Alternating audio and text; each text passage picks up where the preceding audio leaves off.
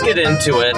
What have I learned this last year in all the interviews I've done? And this will be different from you. I seriously suggest that you go back through and listen to all of the podcasts that I did before too, because I'm going to leave out a lot of the cool things that some of them individually talked about. I'm just going to highlight a few of the big ones that meant the most to me. Now, the first one, and this might seem pretty obvious to a lot of people, is to avoid the struggling artist trap, you need to not give up your day job, at least not in the beginning. And let's face it, if you're listening to this, you're probably in the beginning stages of your artistic career. And I'm gonna mention writers a lot, but just because I'm mentioning writing, since that's what I'm doing and that's what I've been focusing a lot on the last year, by no means should you think that doesn't include filmmakers, painters, dancers, whatever artistic thing you want to be doing, okay?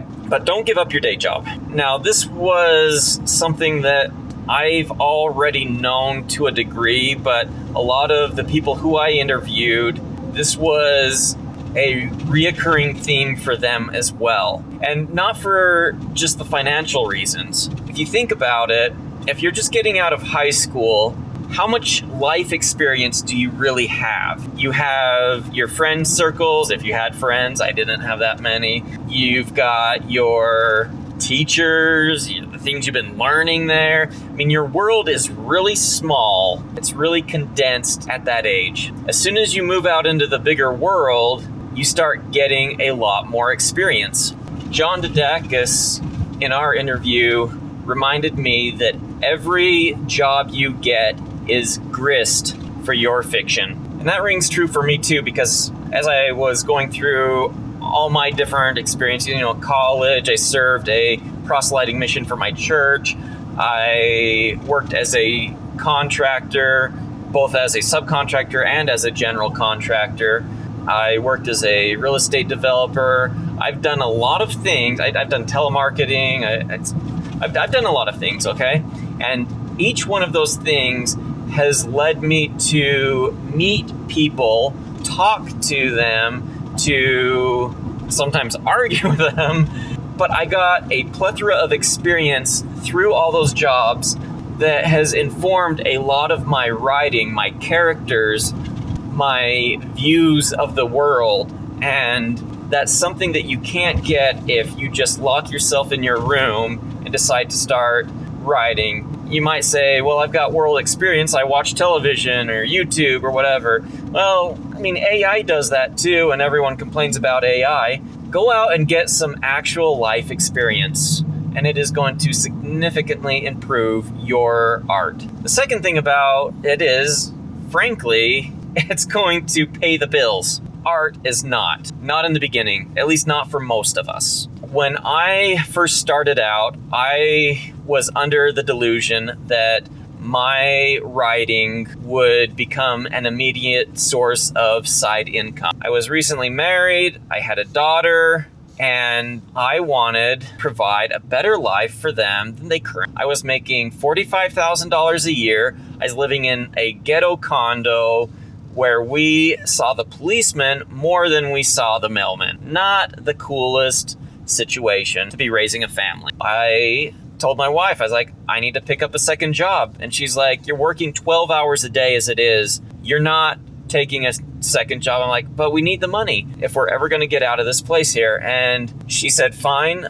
but I want you to be able to work from home, that you're around the family. And that made a lot of sense to me. One, listening to my wife, obviously, and the other, being around the family, because I really didn't want to be an absent father. I took up writing, thinking that would be a good side income. Lo and behold, it was not. For a couple of reasons. One is I still had to get my words in, and not to say that I couldn't put words on the page. I couldn't put good words on the page. I had no craft at that time, no skill in it. I had to write, rewrite, learn how story structure worked. I needed to improve my craft. But the thing is, rather than finding another side job, I fell in love with writing. And I thought, you know what? This is something that I want to work on. This is something I want to do in the future. So I kept writing, and I kept getting more and more addicted to it. And then the filmmaking thing started rearing its ugly head, which was going to be real ugly because I had decided at some point that I was going to be a writer. I calculated how much money I would need to save up to be financially independent and still pursue my own career as a self-published writer. But being a filmmaker meant that I had to quadruple that budget because filmmaking is a lot more expensive than just writing. I'm digressing a little bit here, but the point is there is no way I would be able to write and make films full-time if I didn't have a side job also, or a day job, I guess. I continued at the day job. I saved up all my pennies. I reinvested it into the company and into other things and worked my way up. It was a family business. It was my dad's business. There was opportunity to advance. And so rather than finding work outside of there, which originally I wanted to be a financial analyst on Wall Street. I was studying for that. I was all prepared to move to New York and pursue a degree. I already had the finance degree, but I was prepared to get any certifications I needed and dive head deep into that and make my fortune there. But I saw opportunity where I was at in the construction industry. As my dad mentioned, he was going to retire. I stuck around to take over the family business. All my money that I reinvested into that company started paying off for me, and I became president of the company. So yeah, and because of that, I was able to realize my dreams of becoming a full-time writer. I put together a 10-year plan that would help me achieve the financial freedom I needed over a certain amount of time, as well as developing those storytelling skills that I wanted, that I could be a good writer when that time actually came. And I studied film at the same time. I did some short films at that time, just anything I could do to improve my financial condition and to improve my storytelling abilities. And I was able to meet all of those conditions. But last year, I was able to turn in my notice, and I basically turned the company over to my brother. He was vice president at the time, and he is now president. Oh man, I hope that my microphone isn't like getting all jittery here as I go, because I'm driving on a really bad stretch of road, and it's just like just shaking my whole body up and down here. Anyhow, where was I? Okay. Anyhow, you can't give up your day job. You need to find a way to become financially independent through your day job, which is what informed my choices at the time. And luckily, I had a wife too who was very helpful in that. She didn't spend a lot of money. She was very thrifty. For 10 years, we were able to pay double payments on our mortgage, pay that off quickly, take every extra penny we made and invest it. We lived like church mice, even as our paychecks grew over the years. We did not let financial creep seep in. But that also requires a lot of discipline. One of the things that I learned for myself was that I was terrible at working at home. When I would sit down to my computer to write, anytime that my wife or my kid came in to talk to me or just get a little attention, I got angry, like really seething angry. I mean, I hope it wasn't too outwardly noticeable for their sake, but it really bothered me. You're in a flow state, even if you're just now getting in a flow state, then someone comes in and shatters that. And then once they're gone, you have to get back in that flow state again. And then if they come in a second time, heaven forbid, then I mean, it just builds on you, and it's hard to focus and get done the creative work that you're trying to do when you're constantly interrupted. Some people can handle it, but I couldn't. I had to find another way and what I did was I decided my family isn't getting up any earlier than I am. What if I woke up an extra hour or two early and I did my work while they were still in bed? I did. I would get up at 5:30 and I would write for an hour or two, and then I would go into my actual day job. And then when I came back home I could devote all my attention to them. And if there was downtimes, I would study the stock market, I would study storytelling. And those things, if I got interrupted on, were really easy for me to deal with. I didn't have a problem with that. That's kind of how I segmented my days. I did not consume a lot of entertainment during that time because I was pretty well putting myself through my own version of writing school and film school and investing school, I guess you could say. But yeah, I worked really hard. I treated it like a job. Had 1 to 2 hours in the morning for writing. Sometimes I'd write during my lunch break. And then I would go to school in the evenings and work full-time all day long. Bria Rose, she mentioned that you have got to avoid survival mode, okay?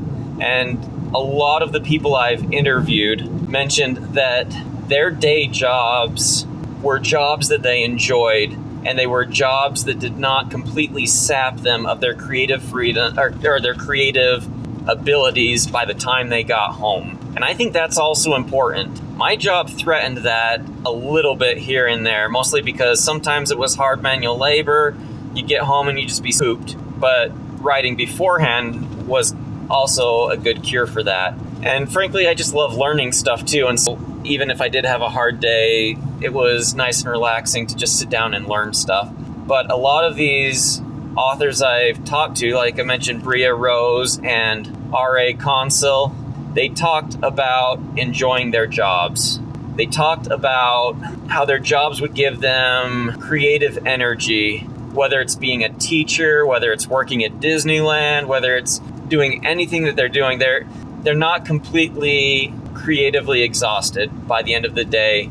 I remember listening to a podcast with Brandon Sanderson, and when he first started out, he talked about how he was working in a hotel and writing his books behind the desk there. I mean, these were low stress jobs. And if your job is high stress, do what I did. Get your creative outlet in before you go to work. Even if you got to wake up earlier. If you're really dedicated to your writing, then it's not going to be that big of a sacrifice. You'll get used to the earlier schedule, I promise. The next thing that I learned, and this is pretty intuitive as well, is that you have to have an entrepreneurial mindset. You are used to just the employee relationship. Apply to a job, put in your hours, go home, and that's all you've ever known. You need to learn how to be an entrepreneur. You need to learn how to be your own boss. Yeah, the day job might be the 9 to 5. Maybe you'll find other ways to supplement your income. But if you do end up becoming a full-time writer or filmmaker or something else, you're going to need some business skills. One of my guests, Daniel C. Rogers, he reminded me that just because you work hard doesn't mean that your product is going to sell. When I ran my swimming pool company, I learned that the hard way. We worked our butts off and we still lost money. The funny thing is we still had customers. We had more work than we could handle, but we could not productively make a swimming pool and money at the same time. And that goes with just about anything. If you can't learn how to make money with your writing or your filmmaking, you're not going to be able to do it long term. It'll always be a hobby. It will never become a career. R.L. Carpenter, when he was on my show, he reminded me that art is a business, and to succeed, you need business sense. You better learn it. I mean, those weren't his exact words, but that's kind of the gist of it. So how do you treat something like writing as a business? Well, in a business, you need to know a couple of things. First, you need to know who your audience is. Okay, that's easy enough. You need to know what your audience wants. You need to understand the finances of it. You need to understand the legal aspect of it. There's a lot of things that go into running a business that you're going to have to be responsible for. You're going to need to know how to do basic accounting. I think it's a lost art today for people to actually balance a checkbook.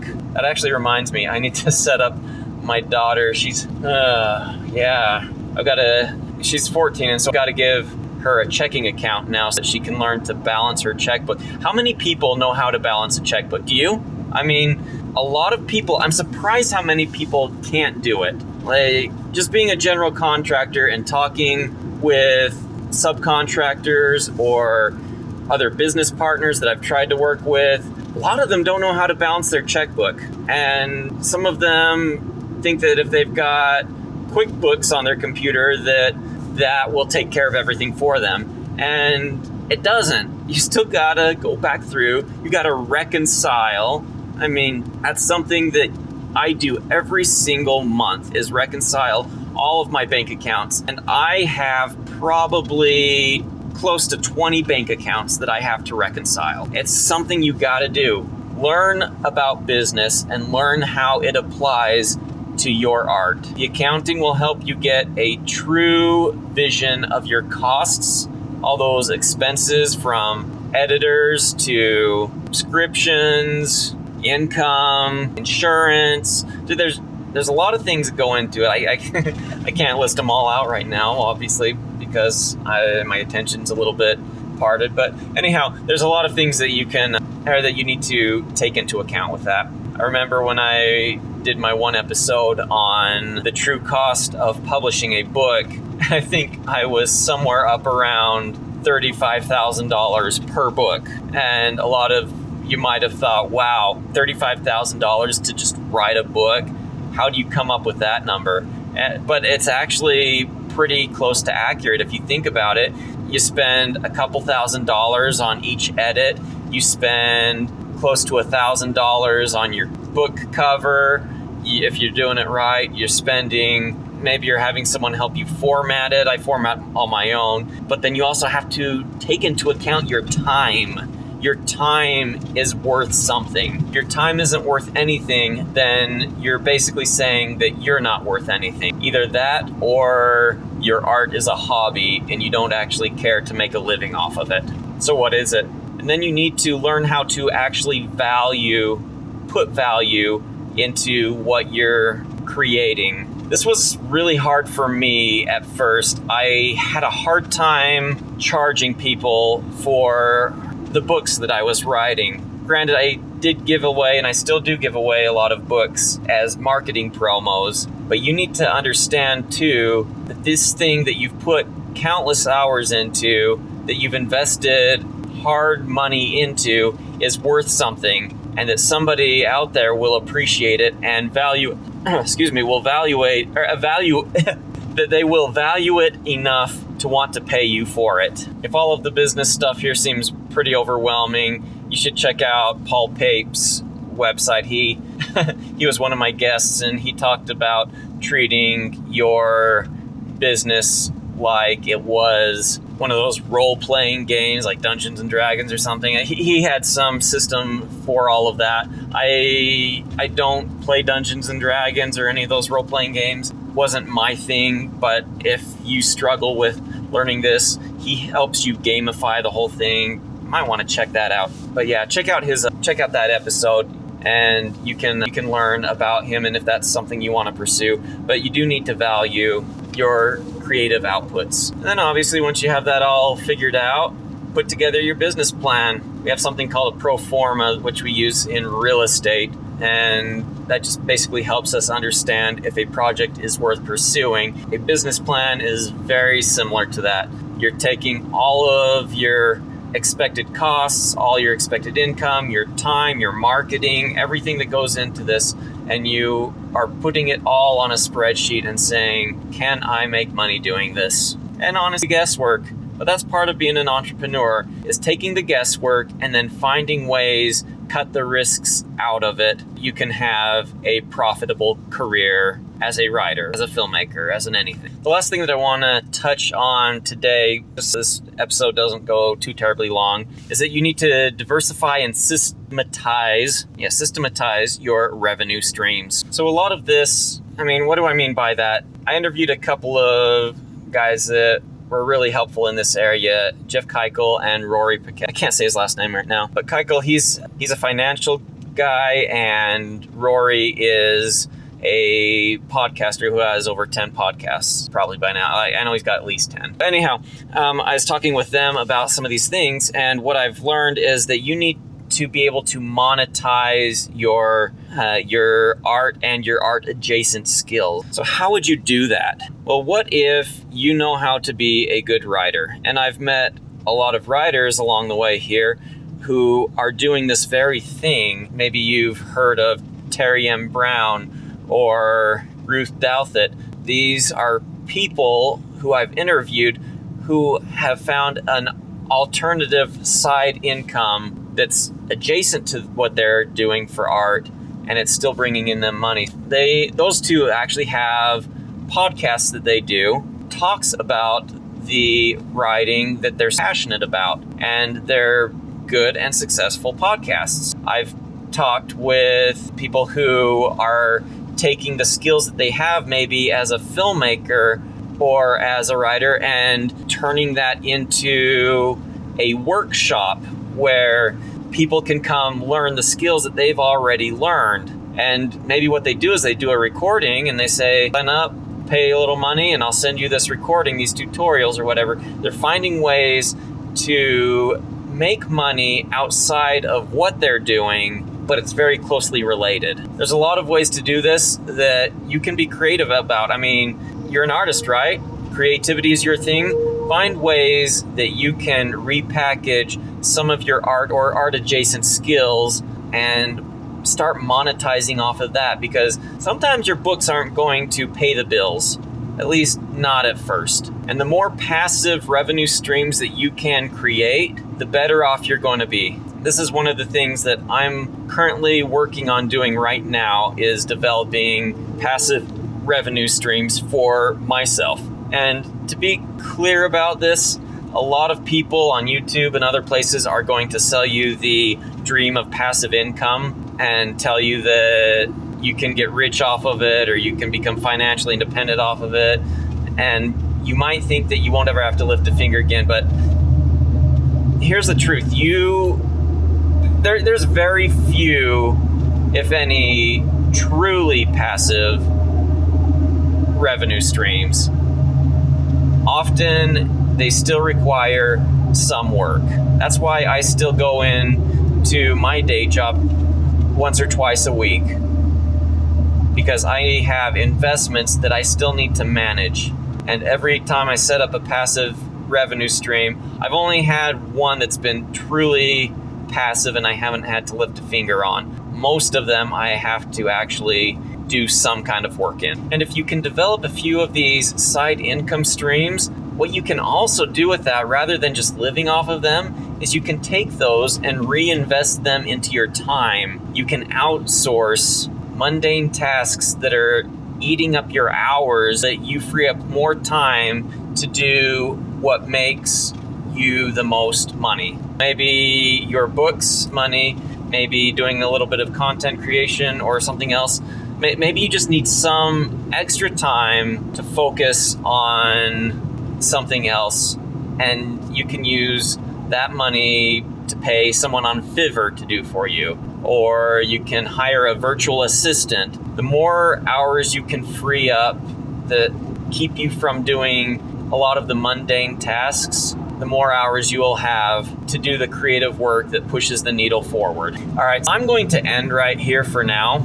I hope that this has been a good recap. I'm going to do a part 2 on this next time because there's just too much to go over, too much that I want to share here. But do remember to check out a lot of my other content on YouTube. Visit my website at lightmindedarts.com. If you really find anything that I'm doing helpful for you, I haven't been asking for anything like on Patreon or anything like that. I don't have a Patreon account or anything. All I'm asking is that you go to my website or to Barnes & Noble or Amazon or wherever you get your books. Just buy one of my books and review it. That's like the biggest help that you can do for me. And I hope that you stick around and let others know about the podcast and the YouTube channel. I got a lot of great things coming on the YouTube in the future. I am shifting away from posting a lot of these interviews and these podcasts there also. Just so you know, what I've been doing in the past, if you haven't been up to speed, is I've been taking a lot of my YouTube or my podcast content and editing it, getting the most story-worthy parts out of it and putting it on YouTube.